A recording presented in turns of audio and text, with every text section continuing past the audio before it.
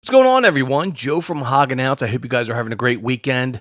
In this video, I'm going to go over the 3 cents that I use when it comes to dipping pinkies, extra small pinkies, to try to feed your baby hognose. If you're a breeder or if you purchase a baby hognose and that breeder said, listen, they're on frozen thawed right now, unscented, you might want to try this dip if they're picky, you know what I mean? So now, if you're a first-time owner and you purchased a baby and they're established on unscented frozen thawed pinky, I don't recommend scenting at all. But you know what?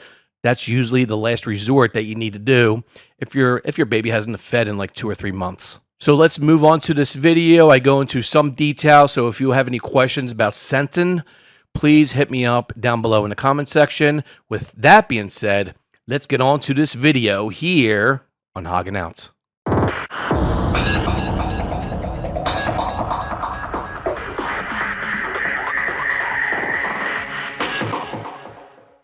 What is going on, everyone? These are the 3 cents we're going to use this year. 2 cents are pinkies, extra small pinkies for our babies this year. These are the 3 cents that worked for me last year. The first one is bone broth, chicken bone broth. And of course this has the good stuff in it.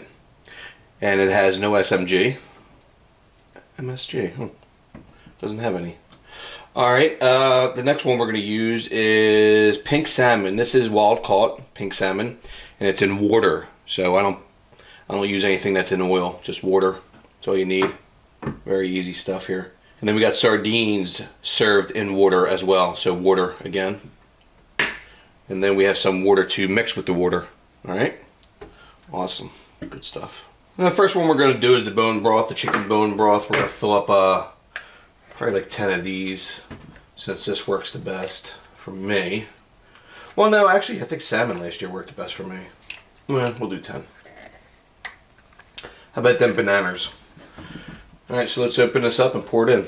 Now, when it comes to the chicken bone broth, guys, just open it up and then mix it really well. Shake it. Get all that broth sticking on the bottom up to the top. And what we're going to do is just pour this right into the bowls. These little cups, these little deli dishes. Alright, so we mixed it really good. What we're going to do is, we're not going to mix this with water, of course. We're just going to pour it in just like that, make a mess all over the place. Yep, there we go. Just make a mess. Make a mess, Joe. Just spill it everywhere, dude. There we go, much better. Because I am a spiller. I do spill. That's, if you know me in real life, you know that's a fact. I spill everything. Alright, so this looks good. Nice color to the bone broth, and what we're going to do is just put some lids on them, and then we're going to freeze them. That's what we're going to do, guys. We're going to keep one out, though, for today's baby we're going to feed, just in case we need it. We have 23 eggs hatching this week. Hopefully over the next day or two. Alright, so there you have it, guys. Chicken bone broth in the little deli cups. We're going to put these in the freezer and freeze them. Alright, guys, so there you have it, chicken bone broth. It's probably like maybe 6 weeks worth, 7 weeks worth, which is good. And we'll put this in the freezer right now, freeze it, and I'll be back for some more action. And we'll be doing the salmon and the sardines next. Well, one of them we'll be doing next. Stay tuned. Alright, everyone, the next one we're going to do is salmon. This is chicken of the sea, pink salmon, wild caught in water. Okay. I don't use any of that oil stuff, right? So what we're going to do is basically just grab a little bit and just dump it right in there. We'll do the water last. We're just going to fill these up just a little bit. And you could do more cups too as well, guys. Like when we did the bone broth, you can use all the bone broth and just, you know, fill it up in 20 different cups. Deli dishes, that's fine. I think the freezer limit is 3 months. So I'm going to keep anything longer than 3 months when it comes to these scents in your freezer. Again, I might be wrong, but that's what I would do. Now, what I like to do when I have these filled up with a little salmon, what I like to do is get the juices in here. And just pour some of the juices in there, because we're going to mix that with the water. Now, all these have a little juice at the bottom. Now, what I like to do is crush up the salmon just a little bit. Nothing too major. To get some additional juices out. As you can see, the juices are flying everywhere now. Alright, next thing I like to do is mix the water, with the scent. So we got a bottle of Polar Spring here. Just fill it up about halfway. Alright, so there you have it. Now what I like to do is put the lids on and shake them. So we'll put the lids on and we'll shake them up, and then we'll put these in the freezer. We'll just do this. Shake them up really good.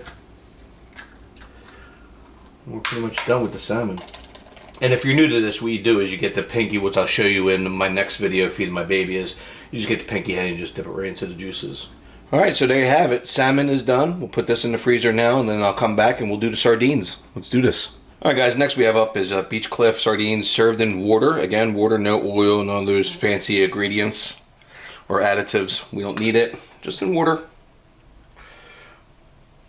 Oh, I just lost all those juices. Unbelievable. Can you believe I just did that? Unbelievable. I'm going to take a walk and really think about what just happened. Unbelievable. Alright, I'm back. We spilt some. So as you can see, we're just chopping it up, chop it all up, chop it all up. Very easy to chop up.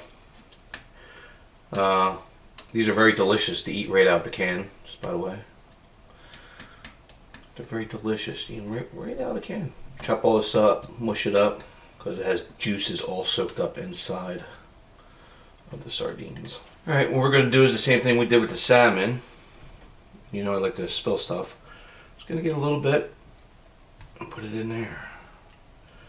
A little bit. What's that mushed up? Put it in there. Just going to fill all these up, guys. That's what we're going to do. And it does about 10. You can probably get 10 or 12 out of this if you thin it out. And again, like we did with the salmon, we're just going to get some of these juices, which is really not that much. With the sardines, that's why I like to chop them up to get as much of the juices out of them as possible. And just like the salmon, we're going to fill it up about halfway with some H2O. Quality H2O. Alright. None of that cheap stuff. None of that filtered water. We don't like filtered water around here. Alright, just like the salmon, we're going to put the tops on. Just put them on, we'll snap them down, we'll put them in the freezer. And just like what we did with salmon, mix it up. Get all those flavors going. Mixed up. See how it goes from being clear to cloudy now? So it was clear with the water that I added in there, but once you mix it up, it gets all cloudy, gets all that scent all mixed up. There you have it, guys. Sardine scent is done. And we're going to freeze it. Alright? Sounds good. I hope you enjoyed the video. So there you have it, everyone. I hope you enjoyed this video on scenting. They're the 3 scents that I use. Is there other scents that you could use? Absolutely. But these are the 3 that have worked for me. I had no problem feeding my babies on these scents. So with that being said, I hope this video helped you. I will see you in the next video, and that's going to be babies pippin' from Autumn's Clutch, and some awesome, beautiful looking babies coming, guys, this week. I can't wait to take some pictures with my new macro lens and taking some videos of these beautiful babies that are going to be hatching this week. This is Joe from HOGOUT. I'll see you in the next video. Cheers.